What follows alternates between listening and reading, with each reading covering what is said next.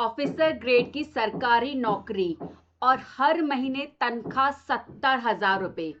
और क्या चाहिए? लाइफ बिल्कुल सेट है ना? ऐसा ही लगता है IBPS PO की जॉब को देखकर।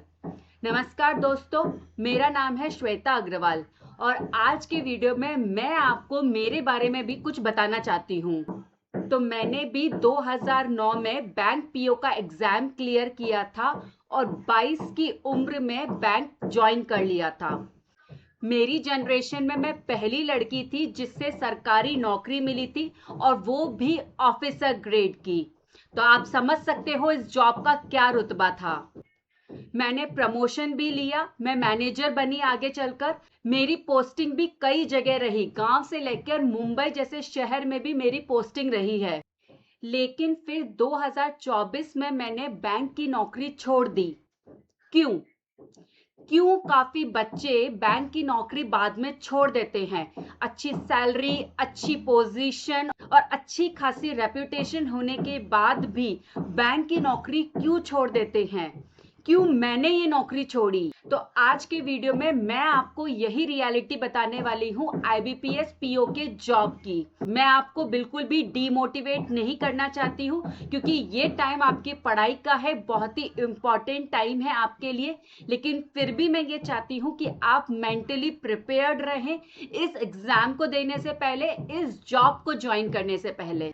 नोटिफिकेशन में एक लाइन लिखी होती है कि candidates are liable to be posted anywhere in India. हम सब ये लाइन पढ़ते हैं लेकिन कैजुअली इसको पढ़कर आगे बढ़ जाते हैं, लेकिन प्रैक्टिकली इस लाइन का बहुत मतलब है।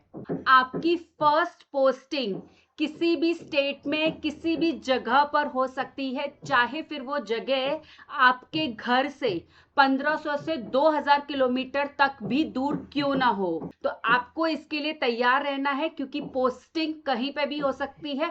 अगर आपका लक अच्छा है तो हो सकता है आपके घर के नजदीक ही आपको पोस्टिंग मिल जाए, पहली पोस्टिंग। लेकिन नहीं तो आपको प्रिपेयर्ड रहना है कि आपको एनीवेयर इन इंडिया कहीं पर भी पोस्ट किया जा सकता है, चाहे आपको वहां की लैंग्वेज, चाहे आपको वहां के कल्चरल्स आते हो या नहीं आते हो। और बहुत से POs की फर्स्ट पोस्टिंग ही रूरल या सेमी अर्बन एरियाज में हो जाती है, जहां पर सिंगल हैंडेडली उनको सारे ब्रांच ऑपरेशन संभालने होते हैं। कैश से लेके लोन प्रोसेसिंग, कस्टमर हैंडलिंग, सब कुछ उनको मैनेज करना होता है खुद से ही। तो लोकल लैंग्वेज ना आना, घर से दूर रहना, खाने पीने की परेशानी, तो ये सब इमोशनल कॉस्ट होती हैं जो कि आपको सैलरी स्लिप में कहीं नजर नहीं आती, लेकिन एक इंडिविजुअल के मन में बहुत सारा इसका इम्पैक्ट होता है। तो एक कोरा थ्रेड में रीजनल रूरल बैंक के ब्रांच मैनेजर ने लिखा है कि पब्लिक डीलिंग वाले रूरल पोस्टिंग में सिचुएशन कभी कभी तो बहुत मुश्किल हो जाती है और इसके बावजूद ट्रांसफर्स तो चलते ही रहते हैं। तो ये एक जगह सेटल होने वाली जॉब नहीं है। बैंक PO की जॉब में ट्रांसफर्स होना नॉर्मल बात है और ये सिर्फ एक बार ट्रांसफर नहीं होते हैं। हर बैंक की अलग अलग ट्रांसफर पॉलिसी होती है, लेकिन फिर भी हर 3 से 5 साल में ट्रांसफर्स होते रहते हैं। और बैंक PO की बात करें तो शुरू के 2 साल में आपका प्रोबेशन पीरियड रहता है, तो उस टाइम पे तो काफी फ्रीक्वेंट ट्रांसफर्स होते हैं क्योंकि वो बैंक की ऑन द जॉब ट्रेनिंग का पार्ट होता है। आपको अलग अलग ब्रांचेस में, अलग अलग डिपार्टमेंट्स में अलग अलग काम आपको करवाया जाता है उस शुरू के 2 साल में, ताकि आप बैंक के हर प्रोसेस को अच्छे से समझ सके। और इन सब के बीच में ही आपको फैमिली को भी देखना है, अपने बच्चों को भी देखना है, स्पाउस के करियर को भी देखना है। तो इन सब के बीच में अनसर्टेनिटी, ट्रांसफर्स की वजह से थोड़ी अनसर्टेनिटी तो रहती ही है। इनफैक्ट बैंक के जो सीनियर ऑफिशियल्स होते हैं वो भी ये कहते हैं कि जब तक कि आप बैंक में अच्छी खासी सीनियरिटी अचीव नहीं कर लेते हो, सीनियर पोजीशन तक नहीं पहुंच जाते हो, तब तक अपनी पोस्टिंग की लोकेशन मैनेज करना बैंक में थोड़ा मुश्किल होता है, टीडियस काम है। ट्रांसफर्स और पोस्टिंग के अलावा और भी कई चैलेंजेस होते हैं बैंक की जॉब में। तो लोगों को लगता है सबसे पहले तो कि बैंक PO का मतलब है आपको AC केबिन मिलेगा, AC केबिन में बैठ के आपको लोन अप्रूव करने का काम होगा। लेकिन रियलिटी कुछ और ही होती है। हर पीओ को मंथली या क्वार्टरली टारगेट्स दिए जाते हैं। Insurance policies, credit cards, mutual funds, cross sellings, FD, CASA deposits, home loan, personal loans, इन सब के आपको टारगेट्स मिलते हैं और ये टारगेट्स आपकी परफॉर्मेंस अप्रेजल से लिंक्ड होते हैं। यानी कि आप कितने भी अच्छे ऑफिसर हो, अगर आपने एक भी टारगेट मिस किया तो आपका जब अप्रेजल होगा, परफॉर्मेंस रिव्यू होगी, तो उसमें ये आपका नेगेटिव पॉइंट बन जाता है। इनफैक्ट इस बात को लेकर तो मेरे साथ में एक आईटी फील्ड के कलीग थे, तो उनका ये कहना था कि आईटी फील्ड में जो जॉब है, आईटी की जो जॉब्स हैं, वो फार मोर पीसफुल है than the bank PO job.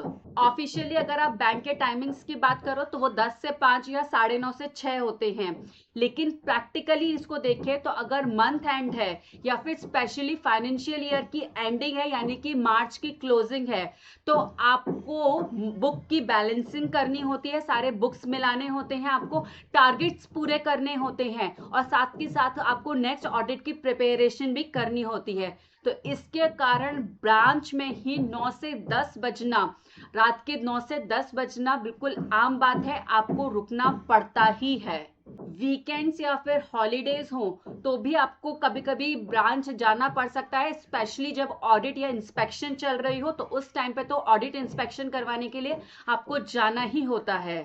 इसलिए फाइनेंशियल ईयर एंडिंग हो या फिर लोन रिकवरी हो, ऑडिट हो, इंस्पेक्शन हो या फिर गवर्नमेंट स्कीम्स हो या फिर टारगेट पूरे करने हो, तो आपको लेट तक ब्रांच में रुकना ही पड़ सकता है, एक्स्ट्रा हॉलीडेज को भी काम करना पड़ता है।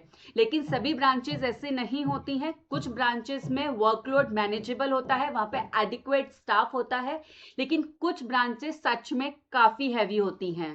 अब बैंक के जो काम होते हैं उसमें सिर्फ आपको नंबर से डील नहीं करना होता है, बल्कि एक्चुअल लोगों से भी डील करना होता है। हर किसी की एक अपनी प्रॉब्लम होती है, चाहे वो लोन डिफॉल्टर्स हो, लोन डिफॉल्टर से आपको बात करनी होती है, उन्हें नोटिस देना होता है, कई बार सच में उनकी जेन्युइन प्रॉब्लम्स होती हैं, तो वो सब सुनना, उनको सबको मैनेज करना, ये सब काफी इमोशनली ड्रेनिंग भी हो जाता है। और साथ के साथ दूसरी तरफ सीनियर मैनेजमेंट का प्रेशर होता है कि आपको बैड लोन्स यानी कि लोन्स में रिकवरी करनी है, लोन रिकवरी के टारगेट्स होते हैं वो पूरे करने हैं। तो आप लोन डिफॉल्टर की सुने, सीनियर मैनेजमेंट की सुने, बीच में आप होते हो, तो सिचुएशन आप खुद ही समझ सकते हो। रोज ब्रांच में डजन्स ऑफ कस्टमर्स या फिर कभी कभी हंड्रेड्स ऑफ कस्टमर्स भी आते हैं और सबकी अपनी अपनी प्रॉब्लम होती है। कभी सिस्टम काम नहीं कर रहा होता है, सर्वर डाउन होता है, कभी केवाईसी का इश्यू होता है, कभी पेंशन का इश्यू होता है, कभी आपके कैश नहीं निकल रहा होता है एटीएम से, या फिर कभी एटीएम का इश्यू हो जाता है, pin password something like that.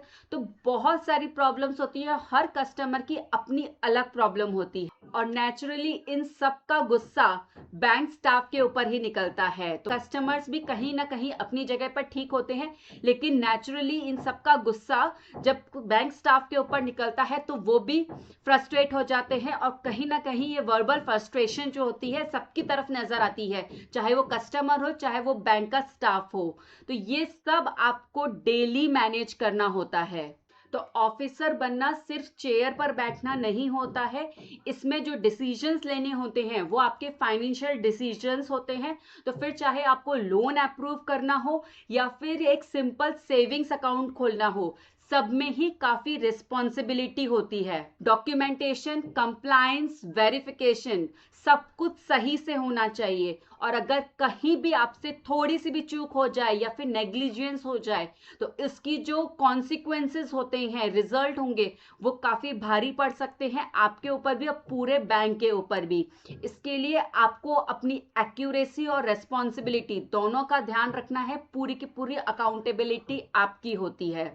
अब सिर्फ नेगेटिव बातें सुनकर ये मत सोचिए कि आईबीपीएस पीओ जो है वो बहुत ही बुरी जॉब है ये मेरी पहली जॉब थी और इस जॉब को मैंने 17 साल दिए हैं और बदले में इस जॉब ने भी मुझे बहुत कुछ दिया है।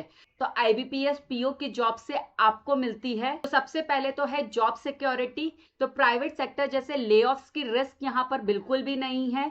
इसके अलावा स्टार्टिंग बेसिक पे काफी अच्छी है, उसके ऊपर DA HRA जैसे बेनिफिट्स और कंटिन्यूसली जो बैंक का CTC इंप्रूव हो रहा है, तो वो भी बहुत ही अच्छी बात है। इसके अलावा प्रमोशन अपॉर्चुनिटीज भी काफी अच्छी हैं।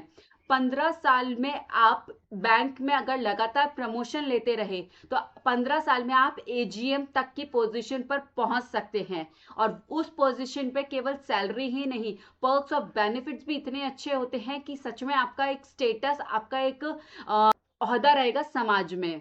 तो समाज में जो रेस्पेक्ट और फैमिली की प्राइड मिलती है, ये सब चीजें रियल है, रियल में आप एक्सपीरियंस करते हैं। तो एक्सपीरियंस बैंकर्स इसको कहते हैं कि बहुत ही ज्यादा हार्डशिप्स हैं इस जॉब में, वर्क प्रेशर बहुत है। लेकिन जब आप प्राइवेट सेक्टर की जॉब से कंपेयर करते हो इसको, तो डेफिनेटली एक ये बहुत अच्छा ऑप्शन है, बहुत ही अच्छी जॉब है।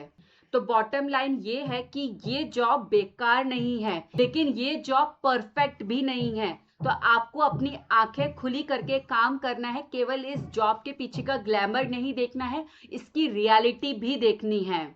तो अगर आप IBPS PO 2026 की तैयारी कर रहे हैं, तो ये वीडियो इसलिए बिल्कुल नहीं था कि आप इस जॉब से डर जाए, बल्कि इसलिए था कि आप फुल्ली प्रिपेयर्ड हो एग्जाम के लिए भी और जॉब लाइफ के लिए भी। तो अगर वीडियो आपको अच्छा लगा हो तो इस वीडियो को जरूर लाइक करिएगा और साथ में मुझे कमेंट करके बताइएगा, अगर आप बैंकर हो, अभी एग्जिस्टिंग बैंक की जॉब में हो, तो आपका एक्सपीरियंस कैसा रहा, आपकी पोस्टिंग्स वगैरह कैसी रही। साथ में नेक्स्ट वीडियो IBPS PO और SBI PO के कंपैरिजन का आने वाला है, तो चैनल को अभी सब्सक्राइब कर दीजिएगा ताकि आपको टाइमली नोटिफिकेशन मिल जाए। चलिए मिलते हैं नेक्स्ट वीडियो में SBI PO और IBPS PO के कंपैरिजन के बारे में बात करते हुए। तब तक के लिए नमस्कार।